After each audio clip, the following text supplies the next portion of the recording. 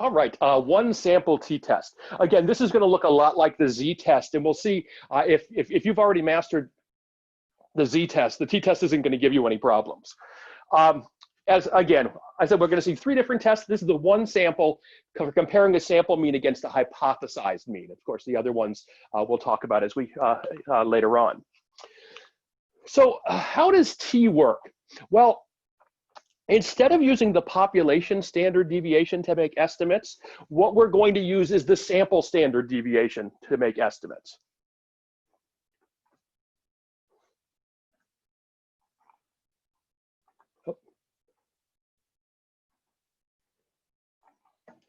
Great, so this is comparing on top the one sample t, its confidence interval, and the calculation of the standard error to the one sample z, which we covered in the last section. One thing to note here, the only real difference is we're replacing the population standard deviation sigma with the sample standard deviation s.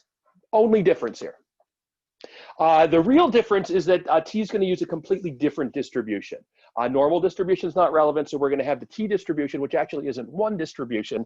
It's a series of distributions that are controlled by what's called degrees of freedom, which is a function of sample size.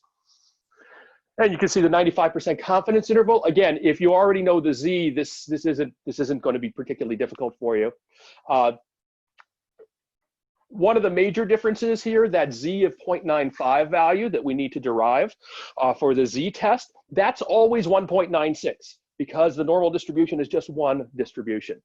The t distribution is a bunch of different distributions, so that value, although it's usually pretty close to 1.96, is going to vary.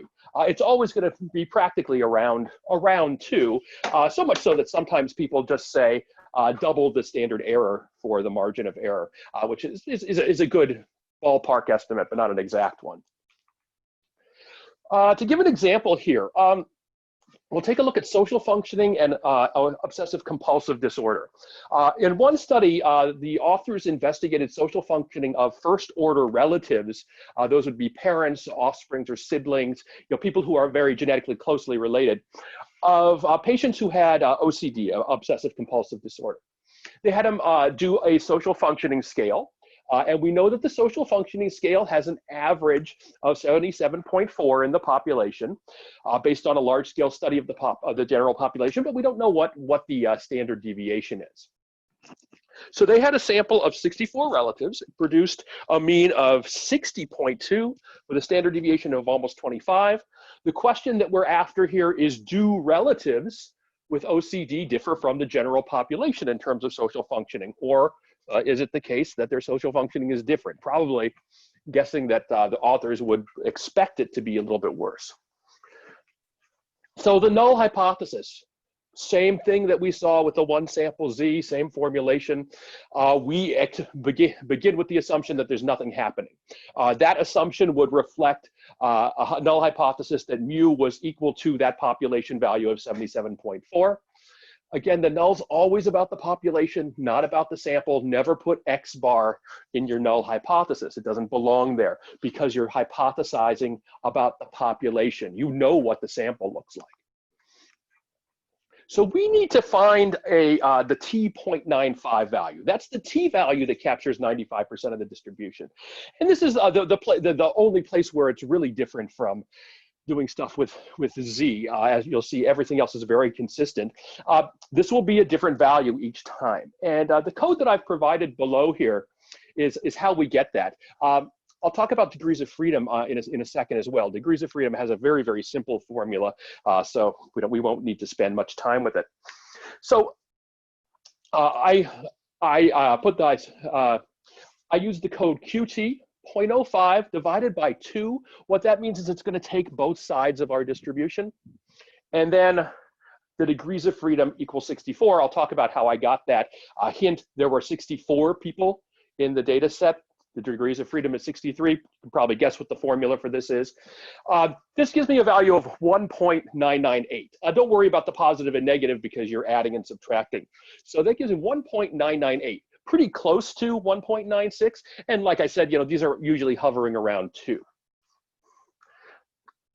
All right. So a few things to note. First, those degrees of freedom, all it is the sample size minus 1. So that's one of the easier pieces. Degrees of freedom is just sample size minus 1. The standard error is 24.9. That's the standard deviation over the sample size of 64. It gives us 3.1 and change. And then to calculate the confidence interval, it's exactly the same thing that we did with the z-test. We're taking the mean value plus or minus that value, now t of 0.95, multiplied by the standard error value. This gives us a confidence interval of just about 54 to 66.5-ish. And the question we want to ask, just like before, was, is the value in the null hypothesis inside or outside of the confidence interval? Our value falls outside of the confidence interval, so that tells us we can reject the null hypothesis. We never want to stop there, though. We want to go one step further and explain what that means.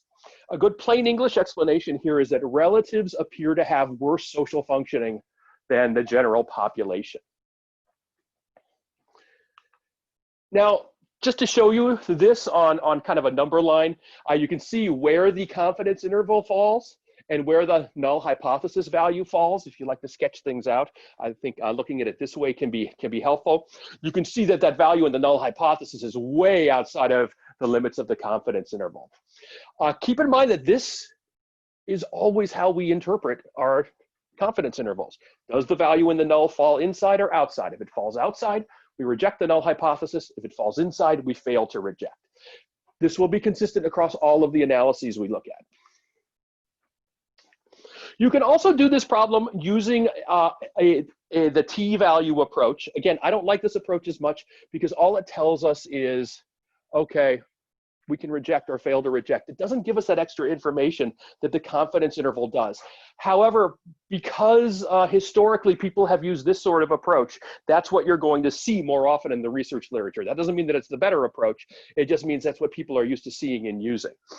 So the t-value approach, it's all the same values. They're just parsed out a little bit differently. Here we're taking the difference of the mean and the hypothesized value of the mean, just like with the z, and then dividing by the standard error here. To get the exact probability, you can use this approach here, 2 times pt negative abs 5.53, which is the t-value, multiplied by comma 63, which was again the degrees of freedom, simply the sample size minus 1. It gives us a value that's very, very small. When we see that e minus 0.07, it means you want to move the decimal over 7 places to the left to get a sense of what that value actually is. So it's like 0.00000. Oh, this is a really small number. There's so many O's in that. That's well below our alpha criteria of 0.05, so we can reject the null hypothesis there. Another way people will do this is that they will take the computed t-value and compare it to the value that captures 95% and ask if it's more extreme than that. This certainly is more extreme than that. We probably don't need to bother with those sorts of approaches because we have ways to get the exact probability, which is always preferable. And you can see where our t-value falls in relation, way off the charts. In terms of doing this in R, the command is simply ttest. We give it the name of the variable, and then we give it mu, the null hypothesis, and it spits out everything that we want. You can see the t-value, the degrees of freedom, the probability, just like we calculated by hand. All right, a couple of examples from the research literature. And again, I like to have these examples because you get a better sense of how things are reported, how these things get used in the context of psychological research. This comes from a study by my friend Luis Rivera, who is a professor at Rutgers University.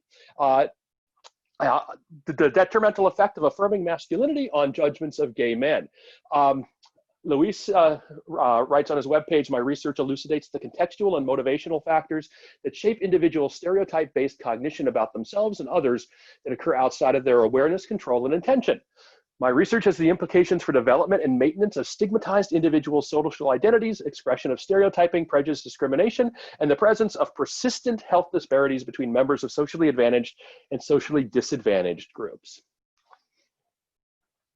His co-author, Buju Dasgupta, is a professor of psychology at Amherst. Her research focuses on implicit prejudice and implicit biases, and she's really quite a phenomenal researcher in that area.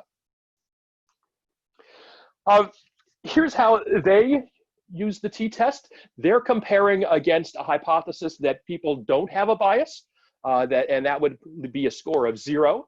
So they calculated something called an IAT score. That's an implicit attitude measure. You probably learned about that in intro psych. Calculated using effect sizes and scores. Higher scores indicate bias against gay men and a relative preference for heterosexuals.